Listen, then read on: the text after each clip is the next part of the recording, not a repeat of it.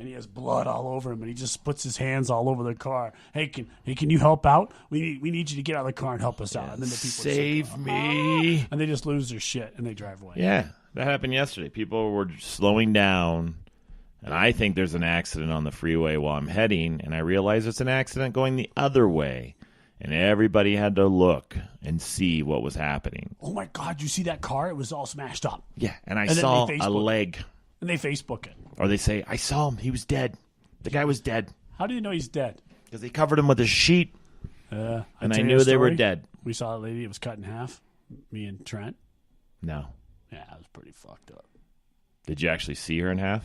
We saw the torso, part of it. With a sheet over it? No, they only had I guess they had one sheet at the time. They couldn't cover the other half? No. They couldn't drag it together and put it as one body part? I don't know what they were doing. They could have ripped the sheet in half. I don't know. I don't know what they did. They were yelling at us to get away. We got there shortly after it happened. It's pretty gross. I remember the story. That's when Trent threw up. And then he became a doctor. Huh? And then he became a doctor. He fucking threw up. Man, that kid used to throw up on anything. Trent would throw up all the time. They actually, I remember I never saw it, but I remember the episode, and I still want to know how that happened. When someone's arms popped off at a Walmart in Bell Road, when two cars squished the person together, and the arms popped off. No. Fucking true. I can't believe that. So they were behind a car loading their groceries, and a car was in another parking space, was not in park, and it rolled down and smashed the person together, and it squeezed them so hard their arms popped off.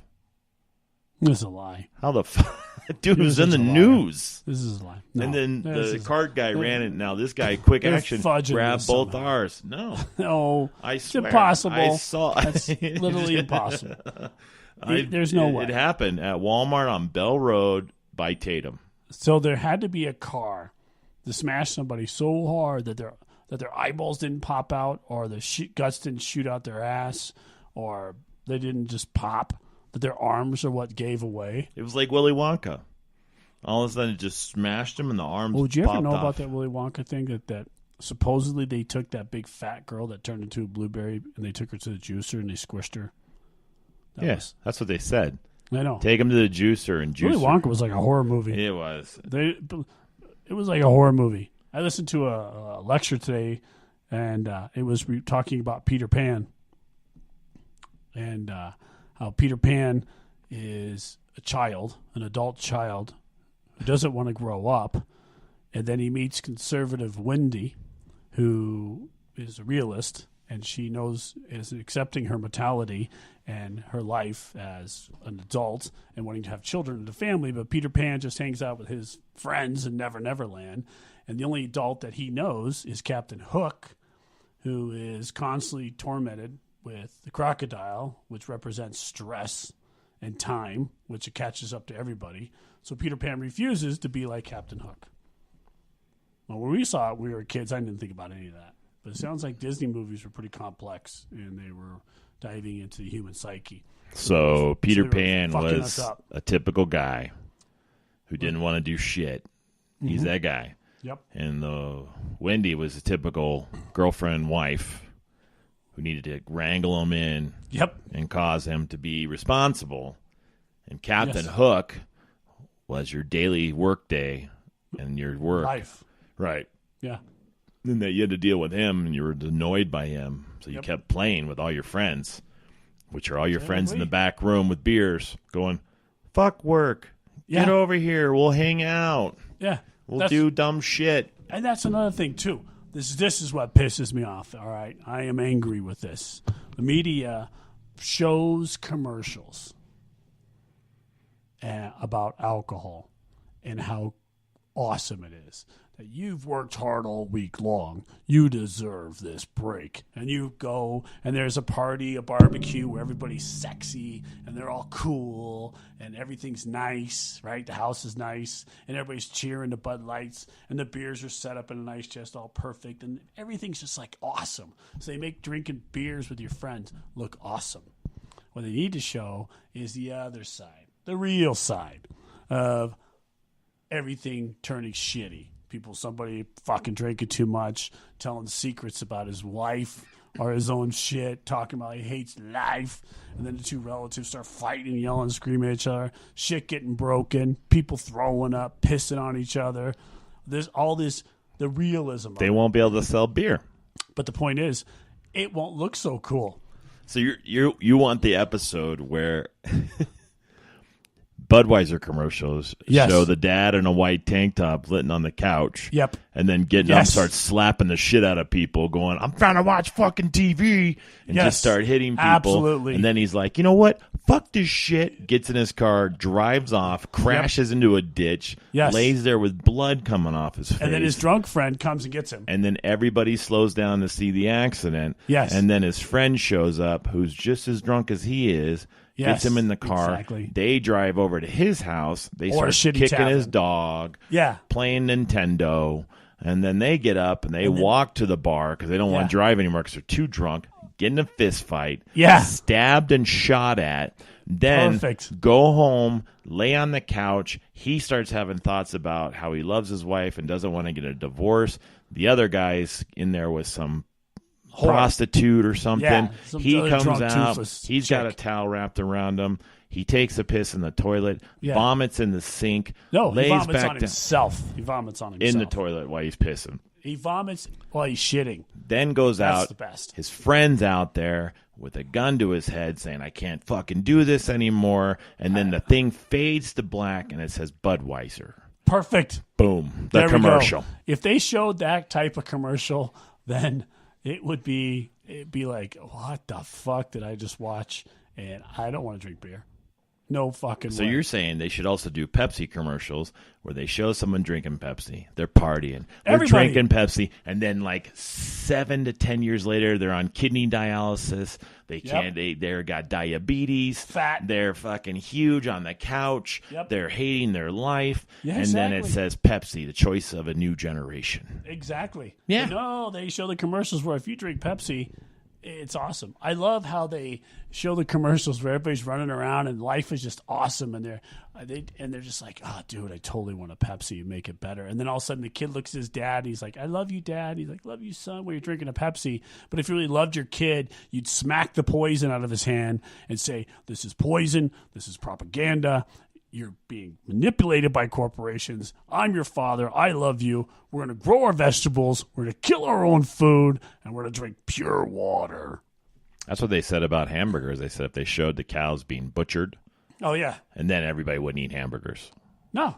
Does no one really think Nobody that they wants- didn't think that hamburgers comes from a cow that needs to die? Well, I love how, like I told you, when I hear people say, it's humanely raised, I still say the same thing. The cow is not thinking about dying, and he's not thinking about how nice he's going to die. He's just like, hey, I want to eat my grass and enjoy my life. No, I think he's looking. He's like, you know what? There was a cow next to me yesterday, and now he's gone. There's Well, something yeah. up here. There's something up here, and he's trying to warn the other Yeah. cows. Yeah, We you need know to, what? we need to escape. What happens is little birds fly down. That's why those little birds are on cows' backs all the time. They're taunting them. Hey, telling buddy, them. No, they're you've got telling like them. 10 Yeah. days left. They're telling him what's happening. Yeah, you keep eating there, buddy. Keep eating, fat boy. It's like You'll be the first one to go. It's the dark side of Charlotte's Web. Oh yeah, It's Charlotte's Web when the spider was all talking to the pig. Real story. Charlotte's Web true was like, story. "You're fucking gonna die. Yeah. You're all dying. I'm a spider. I'm up here. No one's gonna touch me. yeah. Fuck you guys." They don't know that. They don't know what happens. Spiders are bad too. But what I'm saying is that Not in a barn. They're good. Well, Spiders are good. They this kill is my all the view on bugs. spiders. Spiders come in my house. It's on. I'm killing them because if I was in their web, they would kill me. I doubt very much a spider would come over to me and then pull me out of their web and go, "Oh, little buddy, you don't belong here," and let me loose. No, they're like, "Fuck yeah, I'm sucking the blood out of this dude." And you've ever seen a spider climb down and then grab a bug and just wrap them all up and then suck the blood out of them? It's horrible. Do you remember that part? What movie was that where that lady was in the spider web and she's like, "Help me, help me." That And was then one of that the Twilight spider's- Zone episodes. It was Twilight Zone. The Fly. Yeah. That's when she was a fly. Yeah. Yeah. That fucking crazy. That was Ugh. scary. But what I'm saying is they also show the bar life. You know how they show the liquor commercials show people in a bar and they're all jumping around, dancing, hoop, hoop, hoop, and everybody's having fun. Yeah. No, they need to show the crying, the people saying that life sucks. They need to throw people puking, pissing on each other, falling down, being dumb. This is what the reality of it is. We're going to sugarcoat it and we're going to make it glorious. So they're glorifying something that has definitely an ugly potential and a dark side of it, just like everything has a dark side. But alcohol is overglorified, just like cereal. Anything is shitty. They overglorify it. Just like when they show eggs. When they show the carton of eggs. What do they show on the egg carton? Chickens out in the field just pecking away, eating bugs, looking happy, and then they show this typical farmer. Still to this day now, farmers are a little different now. Now they wear baseball caps, but they're showing the guys like they really just go to this guy's farm, and he comes walking out with a basket full of eggs. Goes, here you go, Mr. Kroger. Here's 25 eggs. And they go, well, thank you, Charmer John. Here's $1,000. And he's like, glorious. And they walk away. Glorious. It's fucking dumb.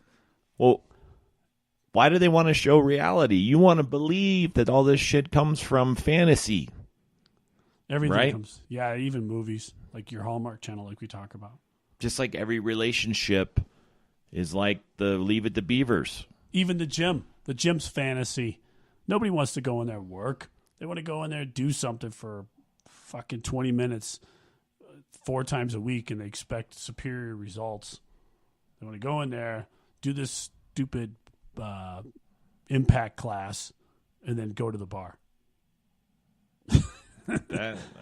And go to dinner. You know, like last night, I was busy all day yesterday, and I trained hard yesterday. Prove it.